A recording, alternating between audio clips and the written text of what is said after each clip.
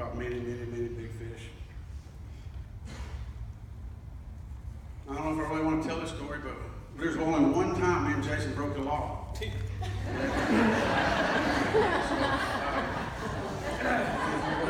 in a house of God, Craig. House of God. we were at a deer lease. I'm not going to say which one, but we were at a deer lease and we were sitting around a campfire. And, I think he drank one of Foster's or half of Foster's, and I drank maybe half of a Bud Light. But we were sitting by the fire, and I had a spotlight in my hand. I kept shining it out there because we were just looking for eyes and stuff, and couldn't see nothing. And next thing I flipped the spotlight on, and there was a deer there. So I turned it off real quick. I said, "Jason, there's a deer out there." So he gets up, stumbles over to the trailer, gets his gun, and he says, "Where?" I said, "Well, lean up against that tree, and I'll shine the light out there." I said, "Don't shoot it." I turned the light on. 2 seconds later, the gun went off and turned the light out. He said, "Did I get it?"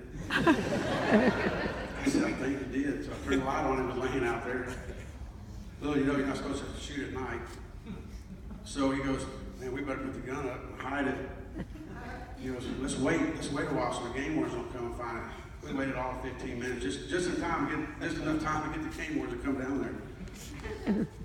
We hung it up right there in front of the camp, like a bunch of idiots. Cleaned it up. The next morning, game warden shows up next morning and says, "Hey guys, somebody reported a shot down here. Did y'all hear any shots?" I said, "Yeah, way over there." Somebody shooting over there. And actually, Jason was sitting on the cooler with the deer. So we did get by with that one. But there's hundreds of more stories. That was kind of one of the ones I do remember that we got away with. Another one, if some of you guys didn't get a chance to go hunting a lot with Jason, he would stay up all night around that fire. It was kind of like we were going to do tonight for him. And he would sleep all day, wouldn't go to the stand, and he would be so mad at us, especially me, because I was the one who killed all the deer off his lease. But he was always sleeping in the stand. I mean, we had little walkie-talkie radios that we could talk back and forth to each other all day, and I could never get a hold of him. And when I finally did, you could tell he'd been asleep and he couldn't barely talk. But it was just before dark one time, and this is a true story too. He radios me and goes, "Hey, get ready, there's a big buck coming your way." Because he just woke up and saw it. He just woke up and saw it, and he was running away and just walked right in front of the stand.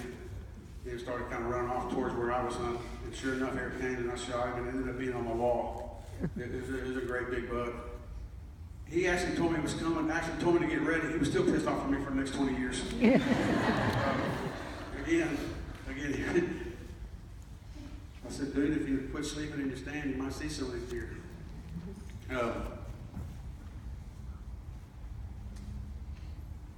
He always seemed to blame me and Monty for that. Me and Monty spent a lot of time at his lease together. Some of the other guys did too a little bit, but me and Monty spent most of the time out there with him, and he was always getting mad at us for something like that.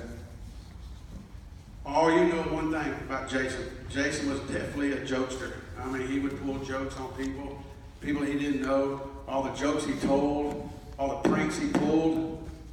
But for some reason, I was the #1 guy that he was always headed for. I don't understand that. And hopefully when I wasn't around, there was another #1 guy out there. But just a couple of them. And I believe these guys are up here with me.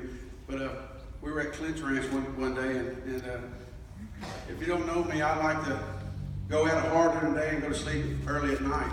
And so I was, they were playing poker there, and I ended up sleeping on the couch there at the ranch. And so I woke up to a bunch of people laughing. And I'm thinking, damn, what's going on? They were staring at me, and of course Jason, he was trying to hold his laughing. I didn't understand what was going on. So after a good hour or so, they kept laughing.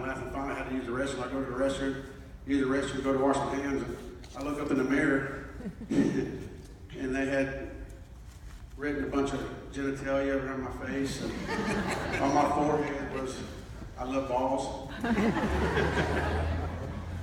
That didn't happen once, that happened twice. On the way home, we got to Clint's house, and I fell asleep again when we got home, and they did it again right before I went home. Didn't even say nothing to me. I was in my truck going home to my mother's house. just happened to look in the mirror right before I got home and saw that. So that little sorry son of a gun. I did have a chance to get him back a couple of times.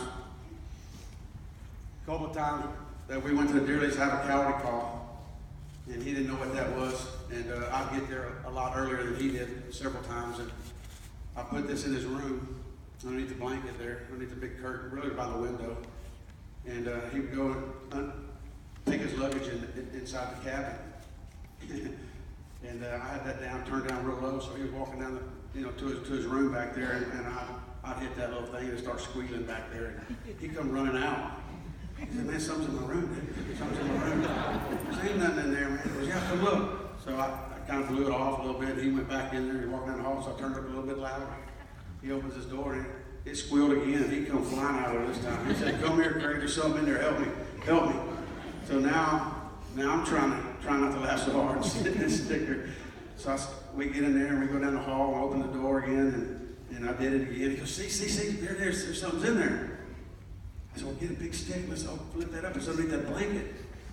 So he goes out and gets about a 10-foot pole out there with one of his fingers. He's walking down the hallway with it. Now I turn it all the way up. And he lifts that blanket up, and it went loud, and he stuck a hole through his skin. And I'm behind him laughing. So there's many times that I try to get him back. The last one is this.